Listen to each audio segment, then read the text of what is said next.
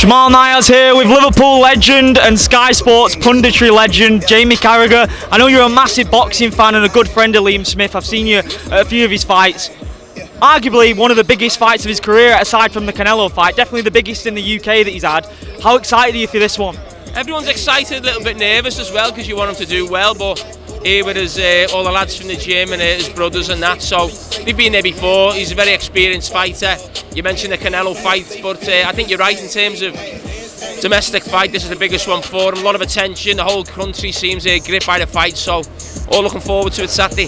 I think you as a, you've been in some of the feistiest games in world football. When we talk about Liverpool versus United. So I'm guessing you can understand the mental aspect that Eubank's trying to do to Liam Smith to try and get him riled up, because I'm sure you'll have done it on the pitch and had it done to you. What do you make with how Liam's dealt with that?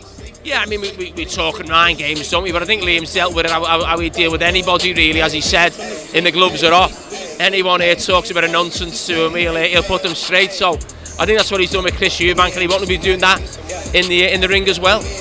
Out of all the Sky Sports punditry team, who do you think translates best over to the sport of boxing? Do you think you give it a good go? I think Keane's the obvious one, isn't he? He's a scary man. Yeah, I think Micah Richards, you see the shoulders on him, I think he'd be able to handle himself as well anyway. But yeah, we've got quite a feisty crowd on here, Sky, so I think it could kick off at any moment, and that's what it feels like when I'm in the studio with everyone, so God help us in the ring.